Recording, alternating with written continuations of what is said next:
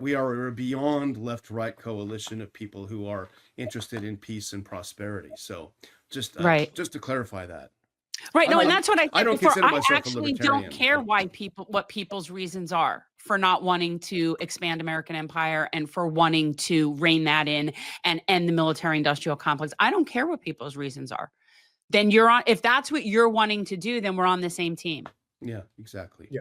I think that's key. And I think the other key that libertarians also tend to agree with progressives on is the corporate special interests have completely taken over our government. And so when you have people in the chat referring to the John Birch Society and, obviously you got a whole slew of other ones, you got the Cato Institute, the Heritage Foundation, what people tend to forget about these so-called conservative organizations is that they're completely flushed with corporate special interest money.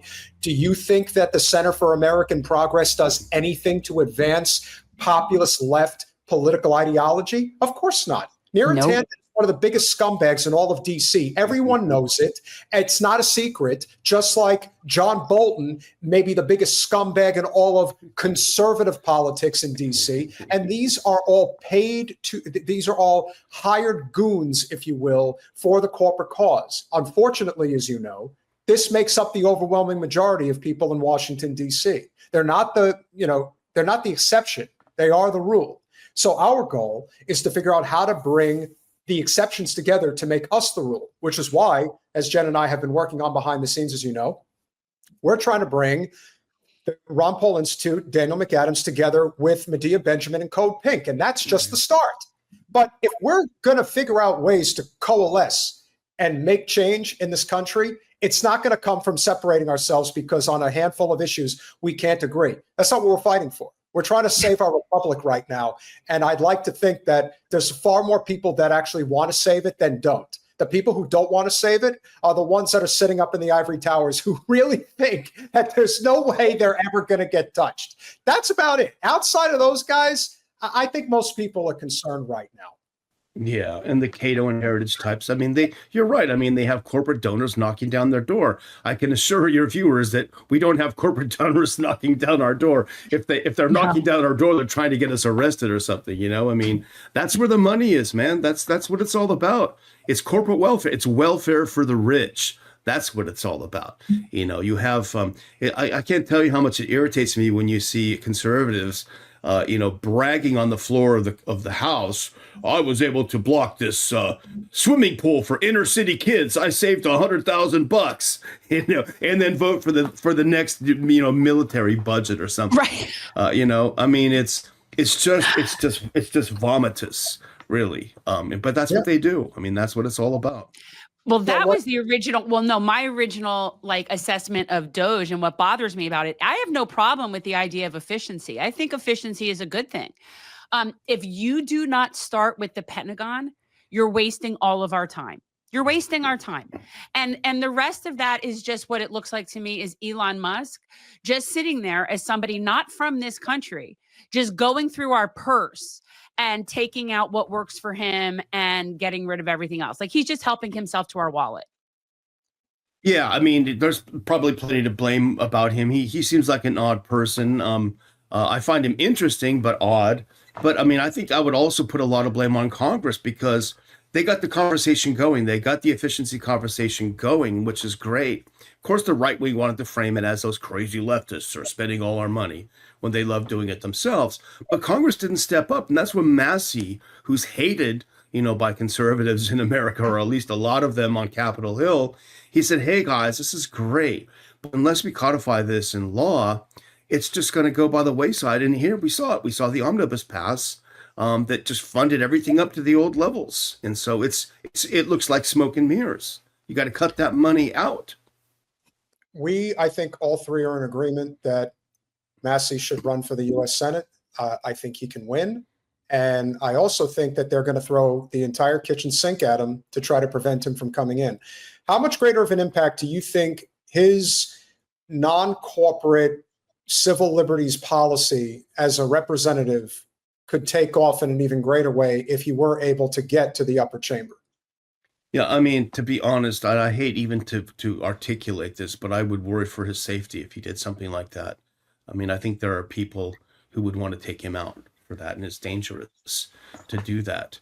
But I think, the Senate as a whole, I know the House very well, but I don't know the Senate as well at all. But I know that as a senator, that you have enormous tools in your toolbox that you can use. I mean, Senator Paul can block things. Senator Paul is pretty good about, crossing the aisle and working with Democrats. I think a Senator Massie would be extremely good in doing that. It just takes a couple senators to do a lot of things. But he's going to have to raise a bunch of money. And I don't know how he's going to be able to do that. I think he could. I think he has a lot of support. I mean, I don't know if you guys watched when he was on with Tucker Carlson. That was an incredible interview. It was. Yeah, it really was amazing. I mean, some of the stuff was astonishing, and I've been on the Hill for 12 or 13 years, and I was still astonished by some of the stuff that he said. But I think, he would have a lot more power in the House. And, that's why they focus on someone like him. It was the same thing when Dr. Paul was in the House. He would be the one no vote on something that would overwhelmingly pass. And all the media would call us, why did you vote no? And my colleague Jeff was the press secretary at the time. He said, well, why did you call all the ones who voted yes and ask them why they did it? They just can't stand having any dissent at all. Does Mr. Paul take exception with how so many politicians today are so concerned with celebrity status, including certain congressional representatives in the Lone Star State? I would imagine that type of behavior probably really disturbs him, because he was a true civil servant in so many ways. Even if you don't agree with his politics, he cared, and he worked his tail off for as long as he was there. But so much of what I think has distorted our political discourse today is that our representatives are not representing the people anymore. There's very few of them that do. Massey's one of them.